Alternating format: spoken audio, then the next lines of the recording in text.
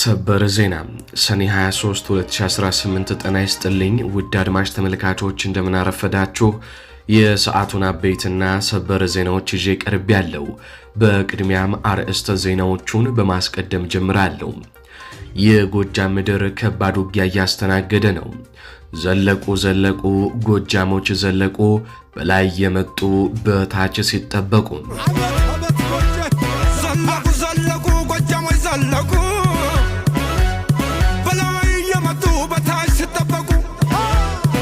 የተባለላቸው የቴዎድሮስ እዝ ፋኖች በዛሬው ዕለት የአገዛዙን ጦር አስጨንቀውታል። ሞጣ በፋኖ ቁጥጥር ስር ሲገባ አንድ ሙሉ ሬጂመንት የብልጽግና ጦር በፋኖ ተደምስሷል ተብሏል። የብልጽግና ካምፕ ድረስ የዘለቁት ፋኖች የአገዛዙን ብረት ለበስ ታንክም አውድመውታል። ክላሽ፣ ብሬን፣ ድሽቃም እንደ ጉድ በፋኖ ኃይሎች መማረኩም ተሰምቷል። ከቦታው ዝርዝር መረጃ ይዘናል። የፋኖ አመራሮችን ዝርዝር መግለጫም አካተናል። በሌላ በኩል ጀነራል መሐመድ ተሰማ ሰራዊታቸውን ሊያጽናኑ ወደ ደጋዳሞት ቢያቀኑም ፋኖ አድፍጦ እየጠበቃቸው መሆኑ ተነግሯል። በደጋዳሞት የብልጽግና ጀነራሎች በራሳቸው ሰራዊት ጭምር ያልጠበቁት ፍጥጫም ገጥሟቸዋል። እንዲሁ ፋኖ በመሃል ከተማ የቦምብ ጥቃቶችን በጎጃም ከተማዎች ፈጽሟል። በአገዛዙ ወታደሮችና ፓትሮል ላይ የተፈጸመውን የቦምብ ጥቃትን በዝርዝር እናየዋለን። በወሎ የአየር መቃወሚያ ዙ 23 የወደመበት እንዲሁም በሸዋ አንድ ፋኖ ለብቻው ጀብዱ የፈጸመበት እውነትም በመረጃችን ተካተዋል፣ ይዳሰሳሉ። በሌላ በኩል የአብይ አህመድ የቀድሞ አጋር ዮናስ ዘውዴ ስለ ብልጽግና ያልተጠበቀ መረጃ ሲያወጣ ኢህአፓ ደግሞ ብልጽግናን የሃይማኖት ግጭት ቀስቃሽ በሚል ከሷቸዋል። ዝርዝር አለን። ሰላም ጤና ይስጥልኝ አድማጭ ተመልካቾች እንደምን ቆያችሁ። ከላይ በአርዕስተ ዜና ያደመጣችሁትን መረጃዎች ወደ እናንተ ላደርስ እዚህ ተገኝቻለሁ። የህዝባዊ ትግሉን የምትደግፉ እንዲሁም ሀገር ወዳድ የሆናችሁ አድማጭ ተመልካቾች ቪዲዮን ላይክ፣ ቻናሉን ሰብስክራይብ አድርጋችሁ የደወል ምልክቱን ታበሩ ዘንድ እንጠይቃለን። እንዲሁም በኮሜንት ድል ለህዝብ ልጆች እያላችሁ ለህዝቡ ሲሉ እየታገሉ ያሉትን ታጋዮች መልእክት ተሰጧቸው ዘንድ እየጠየቅናችሁ በቀጥታ ወደ መረጃዎች ያለፍኩኝ። እስከ ፍጻሜው ድረስ አብራችሁኝ ቆዩም። ቀዳሚ ወዳደረኩት ዘገባ አልፋለሁ። ኢህአፓ መንግስት የሃይማኖት ግጭት ለመቀስቀስ እየሰራ ነው ሲል ከሰሰ። የኢትዮጵያ ህዝባዊ አብዮታዊ ፓርቲ ኢህአፓ በትላንትናው ዕለት ባወጣው መግለጫ ገዢው ስርዓት ህዝቡን እርስ በርስ ለማጋጨት የመጨረሻ ያለውን የሃይማኖት ካርድ እየተጠቀመ ነው ሲል ከባድ ክስ አቅርቧል። ፓርቲው በቅርቡ በዳንግላና በባቲ ከተሞች የተፈጸሙትን የሃይማኖት አባቶች አሳዛኝ ግድያ በጽኑ በማውገዝ ምዕመናን ራሳቸውንና ሃይማኖታቸውን ከጥቃት እንዲጠብቁም ጥሪ አቅርቧል። በኢህአፓ መግለጫ መሰረት አገዛዙ ስልጣን ከያዘበት ጊዜ አንስቶ ለዘመናት ወንድማማችነትና በመከባበር አብሮ በኖረው የኢትዮጵያ ህዝብ መካከል ግጭትና እልቂት እንዲፈጠር ሆን ብሎ ሲሰራ ቆይቷል። የእኩይ ሴራው ባሰበው ልክ ህዝቡን ባለማጋጨቱ አሁን ላይ የሃይማኖት አባቶችን ኢላማ ያደረጉ ጥቃቶችን እያባባሰ መምጣቱን ፓርቲው አስታውቋል። ለዚህም በቅርቡ በዳንግላ ከተማ የሁጥባ መስጂድ ኢማም የሆኑት ሼህ ሱፊያን ሙሐመድ ወደ ቤታቸው በመመለስ ላይ ሳሉ በጥይት ተመተው መገደላቸው እንዲሁም ባለፈው ሰኔ 17 ቀን 2018 ዓ.ም በባቲ ከተማ የጓጽብሃ አቡነ ተክለ ሃይማኖት ቤተክርስቲያን አገልጋይ የሆኑት ቄስ ፍሬው ሀብታሙ መኖሪያ ቤታቸው ውስጥ በተከፈተባቸው ተኩስ ህይወታቸው ማለፉን በአብነት ፓርቲው ጠቅሷል። ከነዚህ የቅርብ ጊዜ ክስተቶች በተጨማሪም ቀደም ሲል በወለጋና በአርሲ በኦርቶዶክስ ተዋሕዶ ምዕመናን ላይ አገልጋዮች ላይ የደረሰውን ግድያና መፈናቀል ፓርቲው በመግለጫውም አስታውሷል። በተመሳሳይ በጦርነት ስም በመላ ኢትዮጵያ በሚገኙ አብያተ ክርስቲያናትና መስጂዶች ላይ የደረሰው ውድመት እንዲሁም ፍትህ በጠየቁ ንጹሐን ላይ የተፈጸመው እስራት አገዛዙ የሃይማኖት ካርዶን ተግባራዊ እያደረገ ለመሆኑ በቂ ማሳያዎች ናቸውም ተብሏል። በእምነት አባቶችና በምዕመናን ላይ የሚደርሰውን ጥቃት ለማስቆምና ፍትህ ለማስፈን የሚሰራ መዋቅር ባለመኖሩ ህዝቡ ተደራጅቶ ራሱንና እምነቱን ሊጠብቅ እንደሚገባም ኢህአፓ አሳስቧል። በተለይም የተደራጀ ጥቃት ሰለባ የሆኑት የኢትዮጵያ ኦርቶዶክስ ተዋሕዶና የእስልምና እምነት ተከታዮች ከተደገሰላቸው የጥፋት ሴራም እርስ በርስ በመጠባበቅ ታሪካዊ የወንድማማችነትና የመከባበር እሴታቸውን አጠናክረው እንዲቀጥሉ ፓርቲው አደራ ብለዋል። ሲያጠናቅቅም ፓርቲው ለተገደሉት የሃይማኖት አባቶች ለሼህ ሱፊያን ሙሐመድና ለቀሲስ ፍሬው ሀብታሙ ቤተሰቦችና ወዳጆች ዘመዶች መጽናናትን ተመኝቷል። ይህ በእንዲህ እንዳለ ደግሞ የቀድሞ የአብይ አህመድ ቀኝ እጅ በመባል የሚታወቀው ዮናስ ዘውዴ የአብይ አህመድ ካቢኔ ሃይማኖት አልባ መሆናቸውን ለኢኤምኤስ ገለጸ። በጠቅላይ ሚኒስትር አብይ አህመድ ካቢኔ ውስጥ 2 ሚኒስተሮች ሃይማኖት የላቸውም ሲል ዮናስ ዘውዴ ተናገረ። የቀድሞ የብልጽግና ፓርቲ ሹም የነበሩት ዮናስ ዘውዴ ከሰሞኑ በሰጡት ቃለ መጠይቅ የተለያዩ ጉዳዮችን አንስተዋል። የአዲስ አበባ ኮሚሽነር ቢሮ ኃላፊ በመሆን ያገለገሉት ዮናስ ዘውዴ ከኃላፊነታቸው በገዛ ፈቃዳቸው መልቀቃቸውን ከገለጹ በኋላ ረዘም ላለ ጊዜ ከእይታ ጠፍተው ነበር። ይሁን እንጂ በፌስቡክ ገጻቸው መንግስትን ጠንከር ባሉ ቃላት በመተቸትና በመውቀስ ሐሳባቸውን ማጋራታቸው ከጠቅላይ ሚኒስትር አብይ አህመድ ጋር ሆድና ጀርባ እንደሆኑ ማሳያ ተደርጎ ሲነገር መቆየቱ ይታወሳል። በተለይም በፌስቡክ ገጻቸው ዮናስ ዘውዴ አብይ አህመድን በእጅጉ የሚተቹ በርካታ አብይ አህመድ ውሸታም መሆኑን የሚያሳዩ ፖስቶችን ሲፖስቱ ቆይተዋል። ዮናስ ዘውዴ በአሁኑ ወቅት ከኢትዮጵያ መውጣታቸውን አስታውቀዋል። በአሜሪካ አትላንታ ስመጥር በሆኑ ዩኒቨርሲቲዎች ውስጥ ትምህርታቸውን እየተከታተሉ መሆኑንም ተናግረዋል። ዮናስ በሰጡት ቃለ መጠይቅ አንድ አነጋጋሪ ጉዳይን አንስተዋል። ይህም ጉዳይ በጠቅላይ ሚኒስትር አብይ አህመድ ካቢኔ ውስጥ 2 ሚኒስተሮች ሃይማኖት የላቸውም ሲሉ ተደምጠዋል። በስም ያልጠቀሷቸው እነዚህ 2 ሚኒስተሮች ሚኒስተር ከመሆናቸው በፊት እንደሚያውቃቸው ገልጸው ራሳቸውን ከኦርቶዶክስ ጋር ሊያመሳስሉ ይችላሉ እንጂ ጴንጤ ወይንም ሙስሊም እንዳልሆኑ አውቃለሁ፣ ሃይማኖት የላቸውም ሲሉ ተናግረዋል። በዚህም መሰረት የሃይማኖት አልባ አመራሮች ፓርቲ የሆነው ብልጽግና የኢትዮጵያን ሕዝብ ሃይማኖተኛውን ሕዝብ እየጨረሰው መሆኑን አክለው ተናግረዋል። በቀጥታ ከአማራ ክልል ወዳገኟቸው አበይትና ሰበር የጦር ግንባር መረጃዎች አልፋለሁ። በቅድሚያም ሸዋ ምድር ላይ እናተኩራለን። የደጃዝማች ተሰማ እርገጤ ክፍለ ጦር በልዩ ኦፕሬሽን ለአንድ የፋኖ አባል በሰጠው ተልእኮ የብልጽግናን ኃይል ደምስሶ ልዩ ልዩ ወታደራዊ ቁሳቁሶችን በአንድ ፋኖ ብቻ ማርኮ መታጠቁ ተነገረ። በአፋብኃ ሸዋ ጠቅላይ ግዛት በአሳምነው እዝ መሐመድ ቢሆነኝ ኮር ስር የሚንቀሳቀሰው የደጃዝማች ተሰማ እርገጤ ክፍለ ጦር በብልጽግና ኃይል ላይ ስኬታማ የልዩ ኦፕሬሽን የተናጥል እርምጃ መውሰዱን የእዙ ህዝብ ግንኙነት አስታወቀ። የክፍለ ጦሩ 2ኛ ሻለቃ አባል ሆነው ብቸኛው ፋኖ ገዛኸኝ ዘነበ በትላንትናው ዕለት በይፋትና ጥሙጋ አውራጃ ጣርማበር ወረዳ አርሜኒያ ቀበሌ ውስጥ በተንቀሳቀሰው የገዢው ስርዓት ታጣቂም ሚሊሻ ላይ ለብቻው የተጠና ጥንቃቄ የተሞላበት ድንገተኛ ጥቃትን ሰንዝሯል። በተወሰደው ፈጣን ወታደራዊ እርምጃ የብልጽግና ኃይል ታጣቂው የተደመሰሰ ሲሆን የሚከተሉት የጦር መሳሪያዎችና ትጥቆችም በቁጥጥር ስር ውለዋል። ይህ የፋኖ አባል ለብቻው በሰራው ኦፕሬሽን 2 ክላሽንኮቭ AK-47 ከ30 በላይ የክላሽ ተተኳሽ ጥይቶችን ማርኮ ታጥቋል። የኦፕሬሽኑ ፈጻሚ ሆነው ፋኖ ገዛኸኝ ዘነበ የተጣለበትን ግዳጅ በብቃትና በጀግንነት ካጠናቀቀ በኋላ የማረከውን ወታደራዊ ንብረት ይዞ ወደ ተመደበበት የደጃዝማች ተሰማ እርገጤ 2ኛ ሻለቃ አሃዱ በሰላም መመለሱንም ተነግሯል። ይህ የፋኖ አባል ለብቻው በወሰደው እርምጃ ከ5 በላይ የአገዛዙ ወታደሮችንም መደምሰሱ ነው የተነገረው። ያሳምነው እዝ ወታደራዊ አመራር የፋኖ ገዛኸኝ ዘነበን ብቃትና ቁርጠኝነት ያደነቀ ሲሆን መረጃ ምንጩ የአፋብኃ ሸዋ ጠቅላይ ግዛት እዝ አሳምነው እዝ ህዝብ ግንኙነት ክፍል ነው። ፋኖ ገዛኸኝ ማለት በምስሉ ላይ የምትመለከቱት ግለሰብ ነው። አሁን በቀጥታ በሰበር ዜና ወደ ተጨናነቀው የጎጃም ምድር እናልፋለን። በትላንትናው ዕለት የጀመረውና ዛሬም የቀጠለው ፍልሚያ በሞጣ ቻይና ካምፕ ከፍተኛ ቁጥር ያለው የቡድንና የነፍስ ወከፍ መሳሪያ በፋኖ መማረኩ ተሰማ።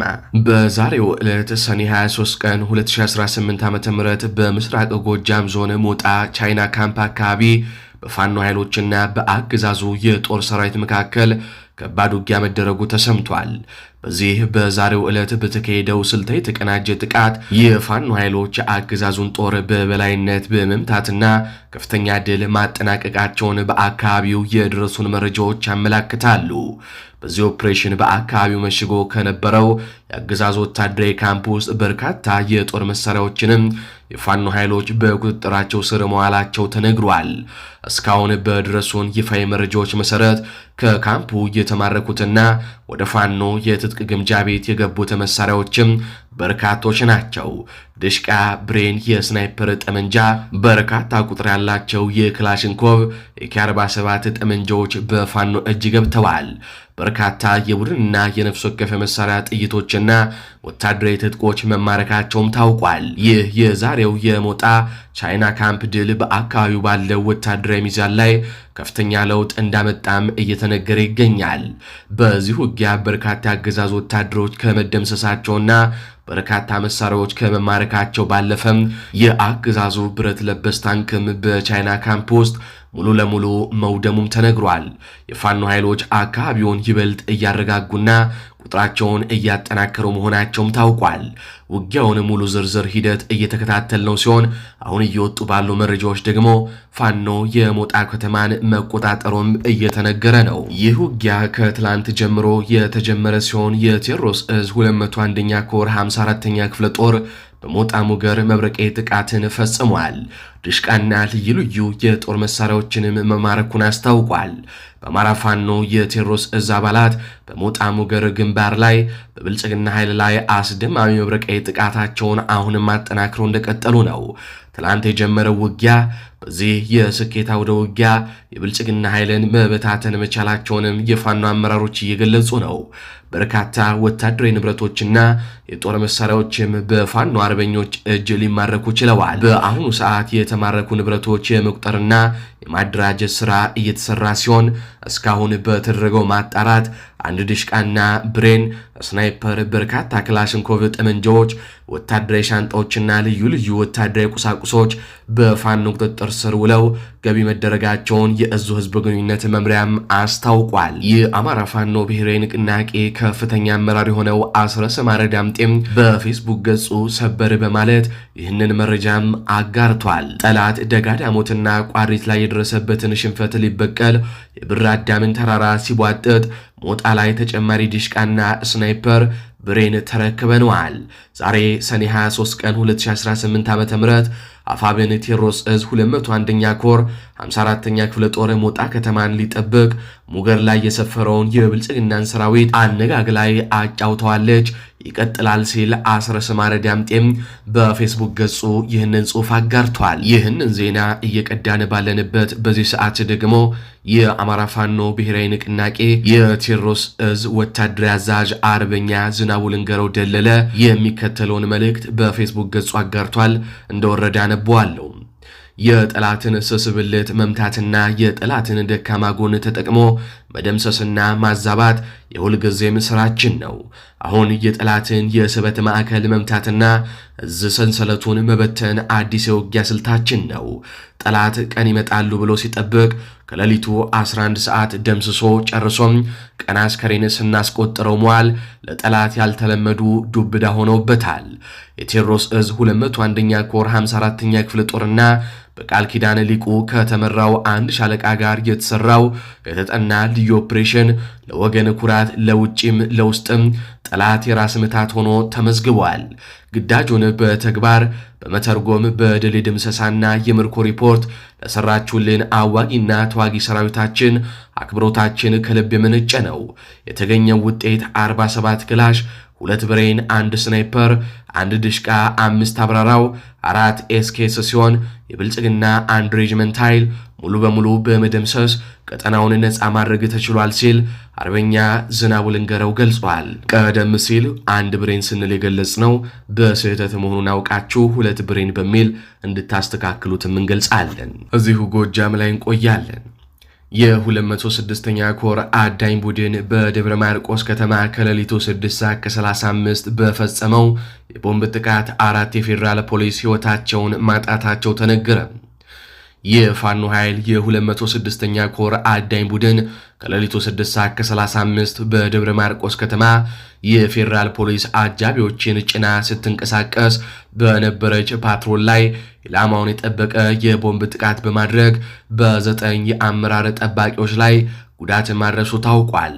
ከመስከረም ሆቴል በቅርብ ርቀት በተፈጸመው የቦምብ ጥቃት 4 የፌዴራል ፖሊሶች ሲደመሰሱ 3 ከባድ ቁስለኛ፣ 2 ቀላል ቁስለኛ መሆናቸውንም ሚዲያችን ከአካባቢው አረጋግጧል። ጎጃም ላይ የመጨረሻ ወዳደረግነው ዘገባ አልፋለሁ። በብልጽግና አገዛዝ የጎጃም ቀጠና ወታደራዊ ኮማንድ አስተባባሪ ሆኖት ሌተናል ጀነራል መሐመድ ተሰማ በደጋዳሞት ግንባር በፋኖ ብርቱ ጥቃት ተመቶ የተረፈውንና የፈረሰውን የአገዛዙን ጦር ለማጽናናት ሞራል ለመገንባት በትላንትናው ዕለት በብር አዳም ወታደራዊ ማዕከል መጥተው ማደራቸውን የውስጥ ምንጮች አጋልጠዋል። ጀነራሉ በቦታው እንደደረሱ ከውጊያ የተረፉ የተወሰኑ የአማራ ተወላጅ የሆኑ የአገዛዙ አዋጊ መኮንኖችን በክህደት ወንጀል የረሸኑ መሆናቸውም ሲገለጽ፣ በአሁኑ ወቅት በደጋዳሞት ላይ ሌላ አዲስ ወታደራዊ የማጥቃት እቅድ እያዘጋጁ መሆኑም ተረጋግጧል። ከነዳንኤል ክብረት አካባቢ ራስህ ውጊያውን መርተህ ደጋዳሞት ገብተህ ሪፖርት አድርግ የሚል ጥብቅ ትዕዛዝ እንደደረሳቸው የተገለጸ ሲሆን ይህንን ተከትሎም የየአካባቢው የፋኖ አርበኞች አየር መቃወሚያና የድሽቃ ተተኳሾቻቸውን አዘጋጅተው ጄኔራሉን ለመበቀል በተጠንቀቅ ላይ እንደሚገኙም ተጠቁሟል። ጄኔራል መሐመድ ተሰማና አዲሱ መሐመድ በቦታ የተገኙት የሰራዊቱ ሞራል እጅግ በመውረዱ አብረው እያደሩ እንዲያነቃቁት ከሚል ያገዛዙ አቅጣጫ መሆኑ ቢታወቅም ትላንት ከሰራዊቱ ጋር ባደረጉት ውይይት ግን ከመቶና ከሻምበል መሪዎች እንዲሁም ከተራ አባላት እጅግ ጠንካራና የክህደት ጥያቄዎችም ተነስተውባቸዋል። የሰራዊቱ አባላት ለውጥ መጣ ከተባለበት ቀን ጀምሮ በየሀገሩ እየተንከራተቱ እርስ በራሳቸው የሚገዳደሉት እስከ መቼ እንደሆነ ስርዓቱን የተሟገቱ ሲሆን በሐሙስ ገበያ ውጊያ የ302ኛ ኮር የውጊያ ድጋፍ ምክትል አዛዡን ጨምሮ የክፍለ ጦሩና የሬጅመንት አዛዦቹ መደምሰሳቸውንና በርካታ አመራሮች መቁሰላቸውን ጓዶቻቸው ማለቃቸውን በመጥቀስ በዚህ ልክ እየጠፉ ምን እንዲደረግ እንደሚፈልጉ በቁጭትም ጠይቀዋል። ሰራዊቱ አሁን ላይ ወደ ደጋዳሞት መልሶም እግሩን እንደማይረግጥና መሄድ ካለባቸው እዚያው እርምጃ እንዲወሰድባቸው በማለት ሙሉ በሙሉ ትዕዛዝ እምቢ ማለቱንም አሳይቷል። በተጨማሪም ከአንድ ሻለቃ አመራር በመተከልና በቋራ በኩል የህወሓት ኃይል በርካታ ክፍለ ጦሮችን አሰልፏል እየተባለ በሚወራበት ሁኔታ ይህ ውጊያ ቢጀመር ደጋዳሞት መግባት አለመግባታቸው ምን እንደሚጠቅም ሁላቸውም መትረፍ እንደማይችሉና ጉዳዩ በሌላ የፖለቲካ መንገድ መፍትሄ ቢፈለግለት እንደሚሻል የሚገልጽ የአገዛዙን ወታደራዊ ስሌት የሚያፈርስ ስጋቱን አቅርበዋል። ይህ በእንዲህ እንዳለ ከሰሞኑ የጦርነቱን አካሄድ እንደማያምኑበት የተናገሩበት የድምፅ ቅጂ የወጣባቸው የምስራቅ 302ኛ ኮር የኦፕሬሽን ምክትል አዛዡ ኮሎኔል ባህሩ መሆናቸውም ታውቋል። በተመሳሳይ ሁኔታ ከ2 ሳምንት በፊት የደንበጫ አካባቢ ከ6ኛ እዝ ክፍለ ጦሮች የተወጣጡ ሬጅመንቶችን የሚመሩት ኮሎኔል ከድር ወደ ደጋዳሞት እንዲገቡ ትዕዛዝ ቢሰጣቸውም ሰራዊቱን ላስፈጅ አልገባም በማለት ጦራቸውን ይዘው መመለሳቸው የሚታወስ ሲሆን በአሁኑ ወቅት በአገዛዙ መከላከያ ውስጥ ከፍተኛ የመፍረስና የእርስ በርስ መተማመን ማጣት ቀውስ መፈጠሩም ተረጋግጧል። ከጎጃም ስንወጣ በቀጥታ ወደ ወሎ ምድር አልፋለሁ። አየር መቃወሚያው ተመታ፣ ተኳሾቹም ተገደሉ። በአማራ ፋኖ ብሔራዊ ንቅናቄ ወሎ ቤት አማራ ቀጠና ሚኒልክ እዝ 105ኛ ኮር 71ኛ ክፍለ ጦር ስር የሚገኙት የአንደኛ መሐመድ ዳውድ ሬጅመንት አርበኞች ከትላንት ወዲያ በከለላ ግንባር በታላቅ የጦር ብቃት የብልጽግናን ኃይል በማፍረክረክ አንጸባራቂያዊ ድል ማስመዝገባቸውን አውጀዋል።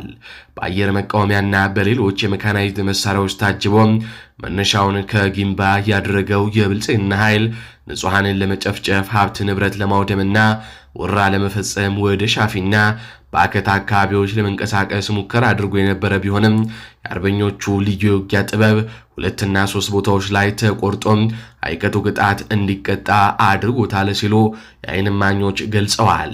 ከትላንት ወዲያ አመሻሽ ድረስ በወሎ ቤት አማራ ቀጠና ከላላ ግንባር ሻፊና በበከት አካባቢዎች ላይ በተደረገው በዚህ ተጋድሎ የፋኖ አስደማሚ የጸረ ማጥቃትና የመልሶ ማጥቃት ጥበብ ሲታይ፣ በአንጻሩ የብልጽግና ወታደሮች ከወደ ፋኖ የተወሰደባቸውን እርምጃ የሚመክቱበት ፋታተው ተሽመድምደው የዋሉበት አውደ ውጊያም ተካሂዷል። አርበኞቹ የብልጽግና ኃይል በሁለት አቅጣጫ ማለትም በሻፊና በባከለ በኩል ቆርጠው ቀጠናውን በመቆለፍ ከባድ እርምጃም ወስደውበታል። በአካባቢው በተለይ ጎራዳ ተብሎ በሚጠራው ቦታ የብልጽግና ኃይል በአየር መቃወሚያ መሳሪያ ታግዞ ከወደ ፋኖ የተከፈተበትን የጸረ ማጥቃት እርምጃ ለመቋቋም ሙከራ ቢያደርግም ነገር ግን ከፋኖ ጥቃት መክበድና ከአጥቂዎቹ ፍጥነት ጋር ተዳምሮ የብልጽግና ኃይል ሙትና ቁስለኛውን አዝርክርኮ ለመሸሽ ተገዷል ሲሉም እማኞች ገልጸዋል። በዚህ ተጋድሎ ሙትና ቁስለኛ ከተደረጉ የብልጽግና እግረኛ ወታደሮች በተጨማሪም የአየር መቃወሚያው ዙ 23 አፈሙዝ በፋኖ ድሽቃ ተመቶ በእሳት ሲጋይ የአየር መቃወሚያው ተኳሹና ረዳቶቹም ፋኖ ባካሄደው የድሽቃ የብሬን ስብጥር ተኩስም ተገድለዋል ነው የተባለው። በመጨረሻም ዱባይ ለኢትዮጵያውያን ማስጠንቀቂያ። የዱባይ ፖሊስ በኢትዮጵያውያን ላይ የመጨረሻ ጥብቅ ማስጠንቀቂያ ሰጠ። በተባበሩት አረብ ኤምሬቶች የሚኖሩ ኢትዮጵያውያን በዲጂታል መድረኮች በሚያደርጓቸው እንቅስቃሴዎች ላይ ጥንቃቄ እንዲያደርጉ የዱባይ ፖሊስና የኢትዮጵያ ቆንስላ ጽሕፈት ቤት ጥብቅ ማስጠንቀቂያ አስተላልፈዋል። ይህ ማስጠንቀቂያ የተሰጠው በትውልድ ኢትዮጵያውያን መካከል በማህበራዊ ሚዲያ ላይ እየተደረጉ ያሉ አንዳንድ ህገወጥ ድርጊቶችን ለመከላከል ነው። የዱባይ ፖሊስና የኢትዮጵያ ቆንስላ ጽሕፈት ቤት በጋራ ባዘጋጁት መድረክ እንደተገለጸው በአረብ ኤምሬቶች የሳይበር ወንጀል ህግ መሰረት የሚከተሉት ድርጊቶች ከፍተኛ ቅጣት እንደሚያስከትሉ ተገልጿል። አንደኛ፣ የጥላቻ ንግግር፣ በማህበረሰቡ መካከል መከፋፈልን፣ ጥላቻንና ንቀትን የሚያንጸባርቁ የብሔር ፖለቲካ ቅስቀሳዎችን ሶሻል ሚዲያ ላይ መለጠፍ። ሁለተኛ፣ ስድብና ስም ማጥፋት፣ ግለሰቦችን ወይንም ተቋማትን በቪዲዮ በጽሁፍ ወይንም በኮመንት መዝለፍና ስም ማጥፋት ህግ የተከለከለ ነው። ሶስተኛ፣ ያለ ፍቃድ መረጃ ማውጣት፣ የግለሰቦችን ግላዊነት የሚነኩ ምስሎችን፣ ቪዲዮዎችን ወይንም መረጃዎችን ያለ ፍቃድ ማሰራጨት በህግ የሚያስቀጣ ነው። የገንዘብ ማሰባሰብ፣ ያለ መንግስት ፍቃድ በማህበራዊ ሚዲያ በኩል በስምምነት ገንዘብ ማሰባሰብ በኤምሬት ህግ የተከለከለ ነው፣ ያስቀጣል ተብሏል። ስለሆነም በርካታ አድማጭ ተመልካቾቻችን በዱባይ ስለምትገኙ ከወዲሁ ጥንቃቄ እንድታደርጉ እናሳስባለን። አገዛዙ እነዚህን ህጎች ተጠቅሞ ለንጹሃን ድምፅ የሚሆኑ ታጋዮችንም ሊያፈንበት ስለሚችል ስለዚህ ጥንቃቄ አድርጋችሁ ስራችሁን እንድትቀጥሉ ለማሳሰብ እንወዳለን። አድማጭ ተመልካቾች ለሰዓቱ ያስኩላችሁ መረጃዎች እነዚህን ይመስላሉ። በቀጣይ በሌሎች መረጃዎች እስከማገኛችሁ ድረስ ቻናሉን ሰብስክራይብ፣ ቪዲዮን ላይክ እንዲሁም ሼር በማድረግ ተተባበሩን ዘንድ እየጠየቅን በቀጣይ እስከምንገናኝ ቸር ያሰማን።